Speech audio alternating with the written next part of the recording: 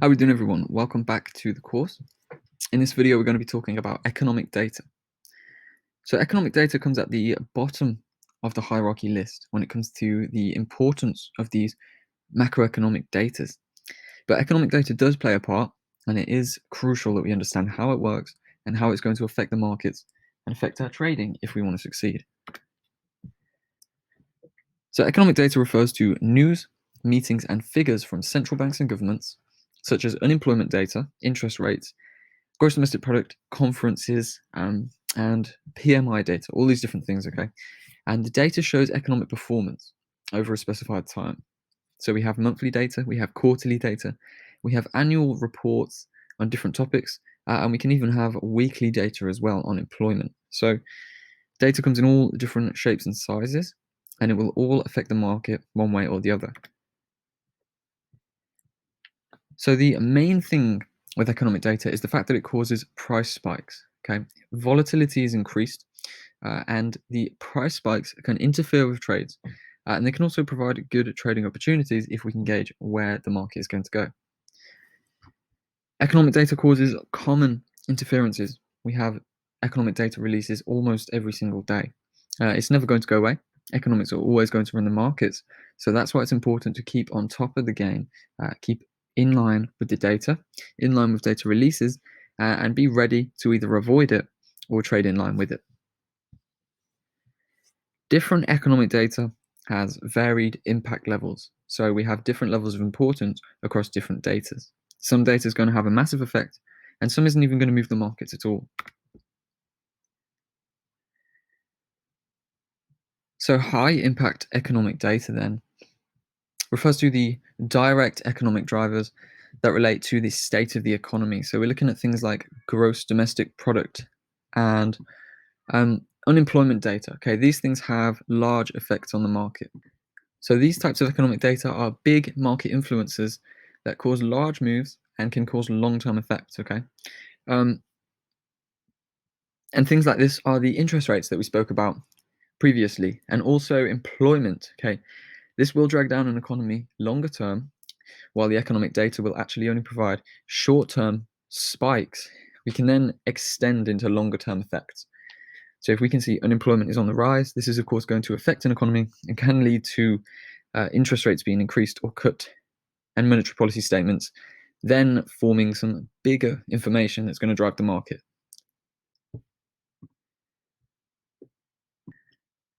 We also have then a medium and low impact data. So this is low importance data and figures. We don't really have too much focus here, okay? It's going to divert our attention from all the other important factors of economic data, geopolitical events, and the central bank information as well. So we only want to focus on the high impact data. And even then, we need to keep our focus limited so that we can keep our mind focused on all the other areas of trading that are more important. Few different types of high impact data here then. We've got the long-term effect data. So these are things like interest rates, monetary policies, central bank meetings, and unemployment. Okay, these are the long-term effects that are going to drag the market down. We also have short-term effect high impact data. So this will cause movement in the market and it will cause spikes, but it's not going to drag out in a long-term effect. These are PMI, CPI, GDP data, and retail sales information. All these things worth keeping an eye on, and worth taking note of, worth checking out in your calendar so that you can avoid them each week. But when it comes to trading opportunities, we shouldn't really be focusing on these data, okay? How do we actually then trade economic data? And the simple answer is we don't.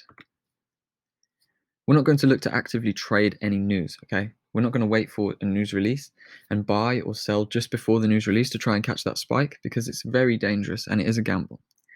Instead of doing this, we're going to just remain aware and try and manage our trades accordingly.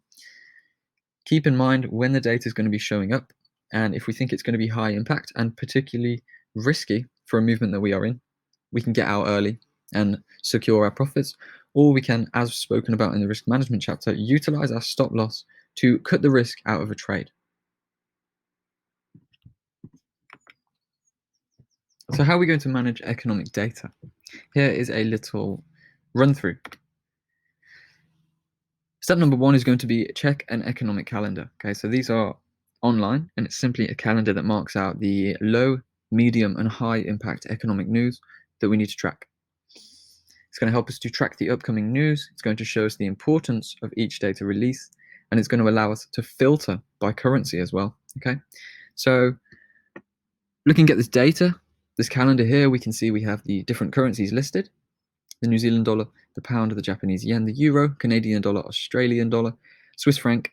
You can see they're all there. Okay, we have high impact data for all of these different currencies. We are then shown the impact. So we have a medium impact CPI data, and then a lot of low impact data. The only real high impact data marked here is this speech, okay, from the governor of the Reserve Bank of Australia. So personally, we're actually only going to focus on the high impact data. Okay, all of these low and medium impact data don't really drive the market too much. So we're only going to focus on the high impact data. That takes us to step number 2. We want to identify the high impact data. We can filter down the news to just the news we need to focus on. Low and medium impact news cause little to no disruption and can be ignored without taking up focus from other areas of trading. If we can identify this high impact data, we can plan ahead, avoid unneeded losses by being prepared and managing our trades accordingly to either exit trades before the news happens, to avoid trades entirely until the news has gone down, or to protect our positions with stop loss utilization before the data happens. So by identifying this high impact data, we can track the economics of a specific country or global economics without all the little noise. Okay, we can just track interest rates, GDP data, employment data, these G7 meetings, and monetary policy reports without the additional noise of all the little data, the retail sales, the PMI, the CPI data, all these things. Okay, so identifying the high impact data and filtering down to that allows us to just focus on what we really need to focus on and stops our mind getting clouded with too much information. Step 3 then is going to be prepare for the week ahead. So each weekend or each Monday morning, we need to prepare all this data. We need to filter out that high impact data and get a calendar ready, just so that we know when data is going to come up and when it's going to form an issue for us. So if we can identify the times to avoid trading then, so we don't want to trade through interest rate releases, non-farm payroll, which is unemployment data, or any other high impact news, we can avoid losses that way. And if we do prepare for the week ahead by preparing these high impact economic data before the week begins, we can find focused trading pairs with interesting or clear fundamentals. So let's say we've got some interest rate data for the pound coming up. We can actually then know that we're going to have some interesting movements on the pound before and after the news based on increased volatility, okay, and a new sense of clarity when the interest rates drop. Are they cutting rates? Is it going to be negative? Are they raising rates? Is it positive? Or are they leaving the same to keep a stagnant market flow? Preparing for the week ahead is crucial, in my opinion, as we have this famous quote here: failing to prepare is preparing to fail. So we always want to do this, prep that economic data, get ready before the week begins, before the trading sessions begin. And then we know we can trade it safely, clearly, and confidently, knowing we're not going to get caught out by any of this high impact data. So that is all for this economic data video. Hopefully you found some good tips and pointers. Hopefully you understand the high impact economic news and also the economic news that you don't really need to focus too much on. Everything comes together in a hierarchy. We have that central bank data, we've got geopolitical events, and we've got economic data at the bottom of it, okay? And all of these things together are the core of our fundamental analysis trading. In the next video, I'm going to run through each of these three. We're going to look at a conclusion of the fundamental analysis and how we can bring each three of these sections together in order to get a clear and confident understanding and outlook of the fundamental backdrop of the economies and the global economy. So thank you for watching. Hopefully you found some value, and I will see you in the next video.